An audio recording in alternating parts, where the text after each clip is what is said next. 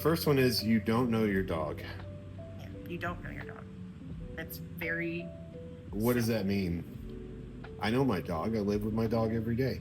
You don't know how your dog's going to react in a myriad of situations. You don't really know what makes your dog tick. You know what makes you feel good. You know what you like to see. You know what you don't like to see. But you don't really know the why. There's a disconnect.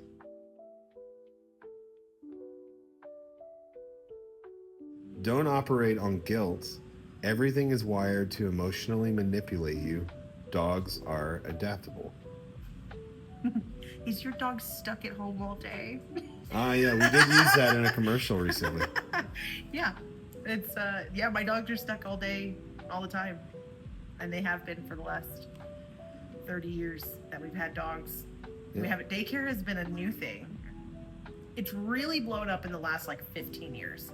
10 to 15 years. Because even when I first started, it was kind of like a weird exclusive. People were still trying to figure out how daycare was even like going to work with dogs, you know, because it's not like kids, you know, where there's laws and everything. We kind of just made it up on our own. And now we're here where there's like a daycare at every corner, a doggy daycare at every corner.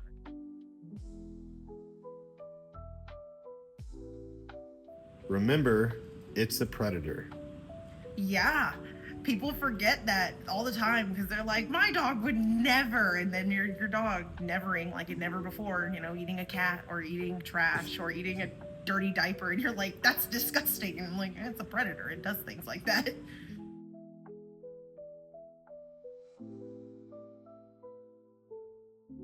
How you do anything is how you do everything. Your dog isn't the only one disrespecting you. Yeah. People come in here and we're doing training and the dog is just giving everybody the finger.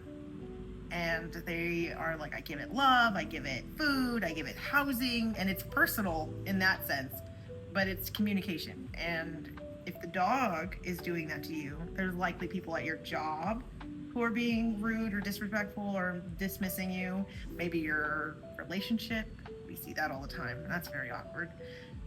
Your friends, anybody involved in your life, you're gonna let that same behavior happen.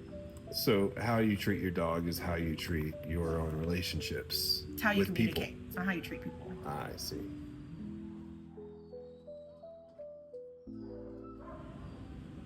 Yes. So we don't need dogs to move cattle on an average, right? We don't need dogs to find things for us. You know, we can still use that, but there's advent of all kinds of, even service dogs, right? You know, you have a service dog, cardiac alert dog, get an Apple Watch, right? There's equipment that is much more accurate than a dog. So it's not a big necessity. You know, not a lot of people are counting on their livelihood for their dog or from their dog, right? You know, when you have a dog is moving all of your cattle, all of that money that farmer is going to get that year is dependent on the tools that they have, which is a dog, you know. And that dog, you know, when you talk to a farmer that does still use dogs, that dog likely lives outside, that dog gets scraps, that dog is not going to doggy daycare, that dog is being used for his job, and that's it. The dog's very happy to do that. You don't need your golden retriever, it just fits the American dream.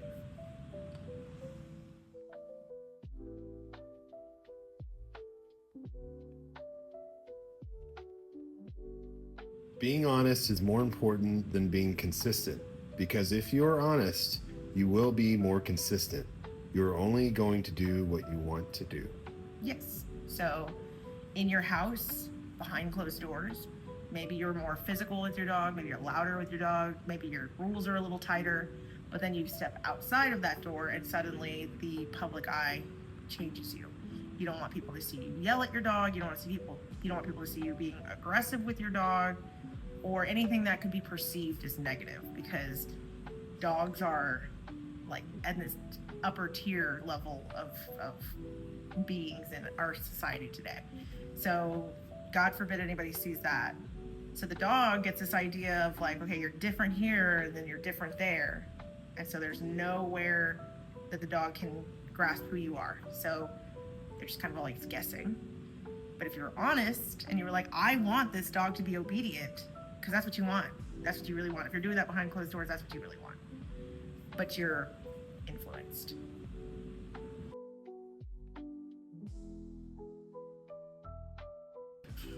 That is a bold statement.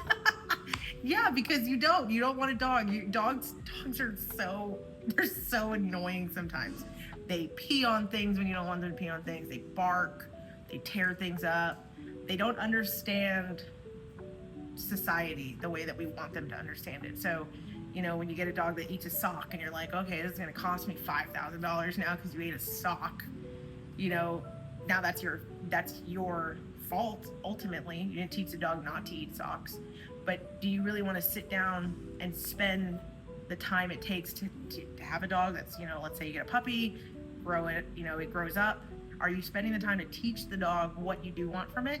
Or are you just enjoying that you have an animal that you can incessantly touch, and you can put it on a leash and you can put it behind a cage, and it's an unwilling participant in your life, just kind of being, we see this uptick of dogs on Prozac, gabapentin, trazodone, a combination, a little cocktail. That's not wanting the dog, that's wanting the dog to fit your narrative of your life.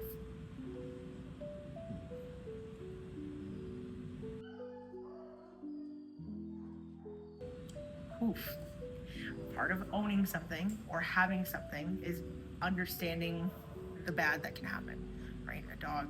If I know, I actually just had this when somebody called us and said, my dog just ate a sock, like within the last 5 minutes, what would you do?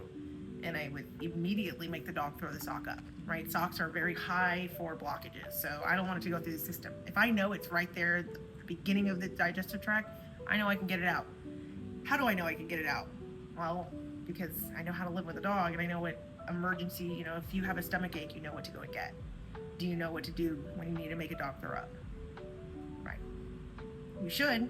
It's very useful, right? What medications do you have on hand over the counter that you can give in an emergency?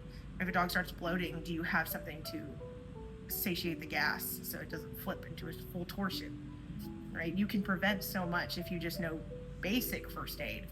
And if you know what tools you need on hand. Again, it's just basic first aid.